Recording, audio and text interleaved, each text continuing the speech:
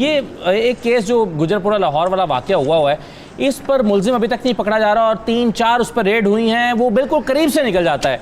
ये क्या आप पुलिस की कमजोरी देख रहे हैं, मुलजिम की चालाकी देख रहे हैं, क्या हो रहा है? देखिए, ये तो बहुत शदीद किस्म की नाअहली नजर आ रही है। दो वाक़यात ऐसे हैं जहाँ से वो पुलिस के करीब से निकला है। एक तो चलो हमने मान लिया कि वहाँ पर मौजूद था तो वो भाग गया जी, आगे मोटरवे आ रहा था। ये जो कल ये गए हैं हवेली शम्स जो है उसमें हजारा रोड पे, वहाँ पर उनका बहनोई और उसकी बहन जो थे वो काम करते थे एक जगह पे। अच्छा, वहाँ ये सुबह से बैठे हुए थे कि अभी आएगा तो हम इसको पकड़ लेंगे, घर के अंदर थे। अच्छा, ये वहाँ पर बाहर आया है और बाहर आके ये नजर आया है और उसके एक नौकर ने वो नजर आ रहा है। अब वो नजर आया तो ये पीछे भागे हैं, तो वो अपनी चादर और जूते छोड़ के भाग गया। और वो चादर और जूते जो है ना, उन्होंने 1 बजे फोरेंसिक वालों को बुलाया है कि ये चादर और जूते का फोरेंसिक कर दो। फोरेंसिक भी ठीक निकला है।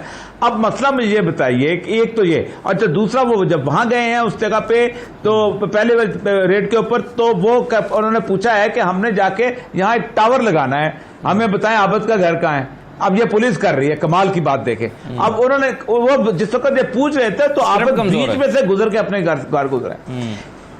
नहीं, स्क्रिप्ट नहीं, नाअहली है भाई। अच्छा, अब उसके सबसे बड़ी बात यह है कि इस वक्त डिस्कशन हो रही थी कि तस्वीर ये वो भाई तस्वीर तो उसको उसकी मूवमेंट रिस्ट्रिक्ट करती है, वो बाहर निकल नहीं सकता, लोग उसको पहचान लेते हैं। तस्वीर का तो इशू ही नहीं है इस वक्त। इशू तो बुनियादी तौर पर यह है कि आप कहां पर खड़े हैं। अब ये अगर लेवल आ गया है कि आपको पहले पता है आप बंदे का, और इसमें आप क्रेडिट देखें उनका कि उन्होंने 16 घंटे के अंदर उन्होंने बंदे को पकड़ लिया। और सबसे अहम बात यह है कि उसने अपना डॉक्टर साहब ने अपने तौर पे डाटा बैंक बनाया था। जी, डॉक्टर किसी को डाटा नहीं बनाया था। वो सही है सर, वो उन्होंने 72 घंटे में किया, लेकिन देखें कि फॉरेंसिक साइंस एजेंसी का जो क्रेडिट है वो पुलिस ने वसूल किया। उसने कहा देखें जी हमने 72 घंटे के अंदर मुलजिम तक पहुंच गए हैं, तो ये पुलिस उसका क्रेडिट कैसे वसूल कर रही है? कमल साहब, इस पर आप क्या समझ रही हैं कि पुलिस को आज तक आपने जो स्ट्रेंथन नहीं किया ना पिछली हुकूमतों ने 2 साल में कुछ किया है,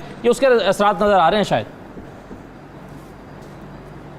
असद, मैं सिर्फ 2 पॉइंट्स दूंगी इस पे, और एक मैंने जो प्रीवियस आप नवाज शरीफ साहब के बारे में बात करें, मैं उस पे पहले एक बात कर दूं। नवाज शरीफ साहब जब यहाँ से तशरीफ ले जा रहे थे तो उनके जो अदनान साहब है ना डॉक्टर, वो भी इसी तरह चिल्ला के कहते थे कि नवाज शरीफ साहब की 85% दिमाग की शरियाने बंद है, 15% उनका दिमाग काम कर रहा है। अब अल्लाह खैर करे कि 15% वाला बंदा पहले पाकिस्तान का बेड़ा गर्क करके गया, अब APC का करेगा। दूसरी बात ये, जहां तक आपने पुलिस की बात की है, देखिए पुलिस में ये इनको याद होगा और या जान मकबूल साहब को कि इन्होंने क्रिमिनल्स की भर्ती की पंजाब पुलिस में, और मुझे पूरा यकीन है, शक नहीं है, मुझे पूरा यकीन है कि इस आबिद को जिस तरीके से पंजाब पुलिस करती रही है, वहां के मकामी SHOs या जो भी है वो इसको यूज करते रहे किसी वारदातों में, और साथ एक कॉम्प्लिसेस है, इसलिए इसको पहले इतला मिल जाती है और वो दौड़ जाता है। ये कैसे हो सकता है? वो आप कह रही हैं कि पुलिस खुद भगा देती है उसको? आप कह रही हैं आपकी पुलिस खुद भगा रही है उसको? भाई आपको पता है मेरी पुलिस नहीं है, पंजाब पुलिस की भर्तियां करने वाले माशाल्लाह वो खादमे आला साहब जिन्होंने बेड़ा गर्क किया इस मुल्क का 30 सालों में, जो अगर दरख्त पूरे बनाए उनकी जड़ें कहां तक गई हुई होंगी।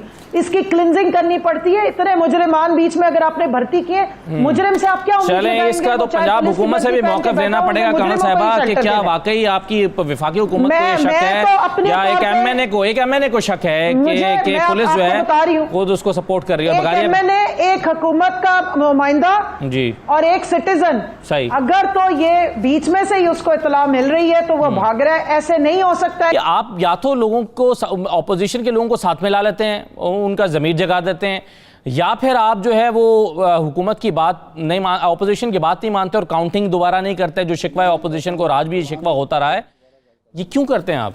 देखिए असद, मैंने उनकी पूरी तकरीर सुन ली, अब उम्मीद है मुझे टाइम मिलेगा जवाब देने का। जी, पहली बात तो ये कि जब इस तरह की वोटिंग होती है ना तो पर्ची पे नहीं होती है। इंसान जितने भी जमातों में मौजूद हैं वो खड़े होकर अपना वोट बताते हैं। जिन्होंने देना होता है वो खड़े हो जाते हैं, जिन्होंने नहीं देना होता वो बैठ जाते हैं। तो अल्लाह का शुक्र है पार्लियामेंट में अभी तक हमारे कोई भी जिन मेंबरान नहीं है जो उस वक्त गायब थे और उनकी काउंटिंग हो गई, और अचानक से जो है वो जब काउंटिंग होगी तो वो वहां से गायब हो गए। फिर जितने मेंबरान थे आंखों के सामने, सबके सामने मौजूद थे। इसलिए ये जो इनकी एक एक्सरसाइज, और बजट में भी बिलावल ने काफी कोशिश की थी उठक बैठकें कराने की, लेकिन उठक बैठक कराने से जो है ना वोट नहीं चेंज होते, ना आदात चेंज होते हैं।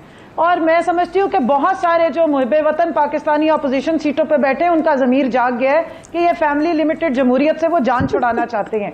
ये जो दो फैमिलीज ने जिन्होंने अपनी पार्टीज को इसलिए वीक रखा ताकि इनके बच्चे और इनके औलाद शरीफ और औलाद जरदारी आगे लोगों के सिरों पे सवार रह सके, उनसे लोग आवाजार हो गए। और जब एजेंडा पाकिस्तान के अगेंस्ट होगा और इनकी अपनी करप्शन बचाने पे होगा तो लोगों ने जाहिर है फिर इसी तरह जाना है।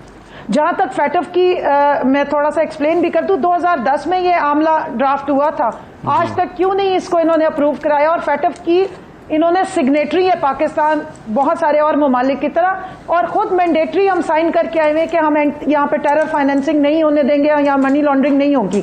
लेकिन अल्लाह का शुक्र है ये इस किस्म के हुक्मरान थे जिन्होंने पाकिस्तान को जन्नत बनाया बेनामी अकाउंट्स पे, बेनामी जायदादों पे, चाहे कुल्फी फालूदे वाले के अकाउंट्स हों, चाहे अयान अली साहिबा के अकाउंट्स हों, चाहे पापड़ और चीनी वालों के अकाउंट्स हों, तो फिर कैसे मनी लॉन्ड्रिंग एक्ट यहाँ पास हो सकता था?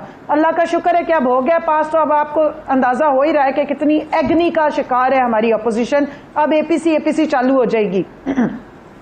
दूसरी बात जो इससे पहले एक आप लोग डिबेट कर रहे थे कि आपने मेरे से सवाल किया पहले कि जी आप इनको साथ आप मिला लेते, साथ नहीं मिलाया। जो हुआ है आपके सामने हुआ, 190 इनके मेंबरान निकले, 200 हमारे निकले, और इस तरीके से पाकिस्तान की जीत हुई और इस अपोजिशन ऑफ पाकिस्तान की हार हुई। अब बात हो रही थी मिसाके जमहूरियत की। मिसाके जमहूरियत नहीं है, मिसाके करप्शन है, मिसाके मुकमुका है जो पहले भी होता रहा।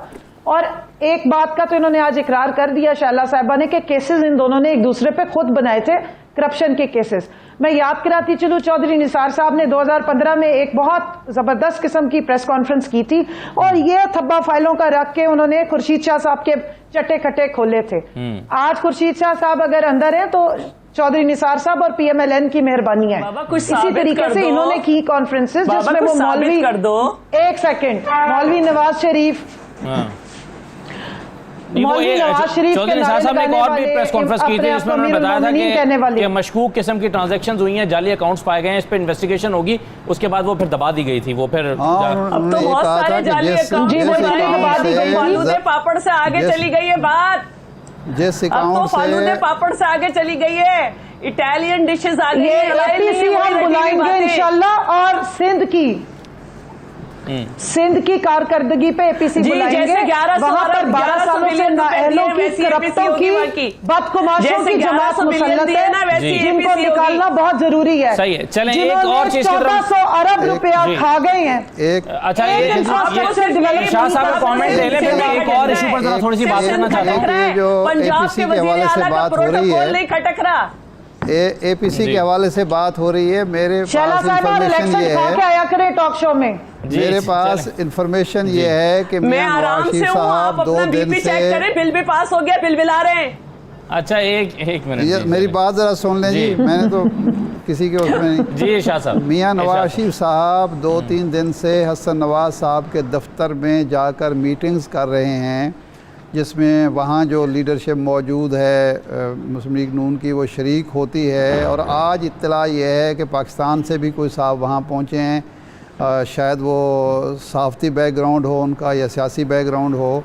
और मशवरा ये हो रहा है कि मियां नवाज शरीफ साहब को इसमें लिंक के ज़रिए, वीडियो लिंक के ज़रिए इस एपीसी में शिरकत करनी चाहिए या नहीं करनी चाहिए। और दूसरा मशवरा ये हो रहा है कि जो वारंट जारी हुए हैं थ्रू हाई कमीशन, उस पर मियां साहब को क्या रिस्पॉन्ड करना चाहिए, क्या कोई प्रेस कॉन्फ्रेंस करनी चाहिए या नहीं करनी चाहिए। तो एक तो ये मामला डिस्कस कम अज़ कम लंदन में हो रहा है। अच्छा वैसे जो आप कह रहे हैं, एक जगह पर अभी ये चल रहा है, खबर चल रही है कि नवाज शरीफ साहब ने दावत कबूल कर लिया, अगरचे उनका भी कोई मौक़िफ़ सामने नहीं आया, लेकिन रिपोर्टर ने किसी अपने सोर्सेज से फाइल किया। इसका मतलब ये है कि वहाँ डिस्कशन ये हो रही है। मेरी बात सुनने दो, मेरी बात खत्म होने दे, एक मिनट मेरी बात खत्म होने दे। अच्छा, दूसरी जो बात है जी, ये दोनों सियासी जमातों का, आप सारों ने बोलना शुरू कर दिया। नहीं, मेरा तो ख्याल था कि आपकी बात खत्म होगी और शैला साहबा उस पर आप मुकम्मल कर लेना। अच्छा, दूसरी बात ये है, अच्छा बात तो देखें हमेशा चलती रहती है, ख़त्म नहीं होती है, लेकिन ये अभी शाह साहब की बात। दूसरी बात ये है कि इस वक्त जो सूरत हाल है मुल्क की और सियासी पार्टियों की, बात यह है कि अगर नैब कवानीन पर जो तरामीम अपोजिशन ने पेश की थी, अगर वो उसको किसी माकूल तरीके से पेश करती हैं और वो तरामीम पेश करती हैं जो ज़रूरी हैं, जिस पर जो हुक्मरान जमात है वो भी तैयार होती और मीडिया और अवाम भी मुतमईन होते कि ये सिर्फ नैब उन कवानीन को ख़त्म किया जा रहा है जो इंतकामी हैं या जिनका अपोजिशन निशाना बन रही है। लेकिन जिस तरह की तरामीम पेश की गई उसके बाद हुकूमत के हाथ एक हथियार आ गया है कि ये हमें अपोजिशन ब्लैकमेल कर रही है। तो इससे भी मैं समझता हूँ कि अपोजिशन को नुकसान हुआ है और FATF पे सेनेट में जाके कौमी असम्बली में आपने पास करा दिया, सेनेट में आपने रिजेक्ट करा दिया, तो मैं समझता हूँ अखलाकी पोजीशन जो है अपोजिशन की वो कमज़ोर हुई है, कमज़ोर हो गई।